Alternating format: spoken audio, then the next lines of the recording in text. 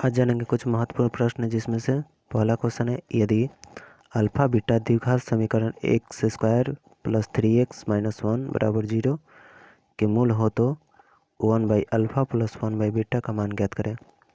ये जो लिखा है A X square plus B X plus C के फॉर्म में लिखा हुआ है, तो यहाँ पर ए एक्स स्क्वायर यानी एक्स स्क्वायर का गुणांक केवल 1 है, इसलिए ए बराबर हो गया 1। अब हम बात करें कि यहाँ पर बी एक्स, तो यहाँ पर x का गुणांक क्या है 3 है, इसलिए b बराबर हो गया 3। और यहाँ पर c का मान क्या होगा -1। चूँकि हमें पता है कि अल्फा प्लस बीटा बराबर सूत्र होता है -b/a, तो बराबर हो गया माइनस है तो माइनस हो गया, b का मान है यहाँ पर 3/a का मान है 1, यानी हो गया -3/1, यानी कि हम लोग लिख सकते हैं इसे -3। यदि हम करेंगे अल्फ़ा इंटू बीटा का, तो अल्फ़ा इंटू बीटा बराबर सूत्र होता है c/a, तो c का मान है -1 और a का मान है 1।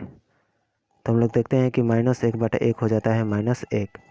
तो यहाँ पर अब हमें निकालना है 1/अल्फ़ा प्लस 1/बीटा, तो बराबर हो जाएगा यहाँ अल्फ़ा और बीटा का एलसीएम हो जाएगा अल्फ़ा इंटू बीटा, और ऊपर हो जाएगा बीटा और यहाँ पर अल्फ़ा, यानी कि अल्फ़ा प्लस बीटा।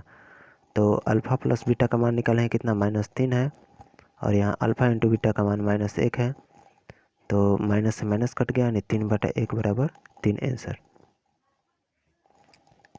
दूसरा क्वेश्चन है कि यदि 2 cos थीटा बराबर √3 तो थीटा का मान होगा। तो सबसे पहले हम लिख लेंगे 2 cos थीटा बराबर √3, तो यहाँ हो जाएगा cos थीटा बराबर, इधर ये 2 गुना में है तो बराबर को उधर जाएगा तो भाग में हो जाएगा, इसलिए यहाँ पर cos थीटा जो कहते हो गए, इसके बाद बराबर।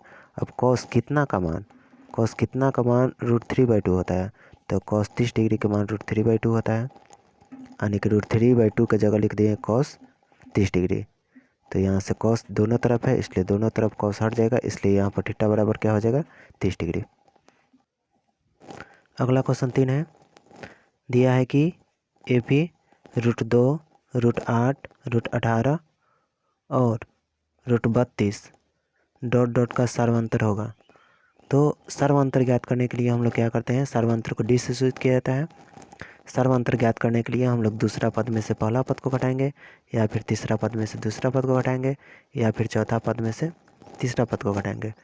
तो हम दूसरा पद में से पहला पद को घटाए हैं, यानी कि दूसरा पद को a2, इसके बाद माइनस पहला पद को a1। a2 का मान कितना है √8 है, इसके बाद माइनस a1 का मान कितना है √2 है। तो यहाँ पर 8 को हम लोग खंड करेंगे तो यहाँ पर हो जाएगा 2 से गए यहाँ पर 4 हो गया, फिर यहाँ से 2 और यहाँ 2।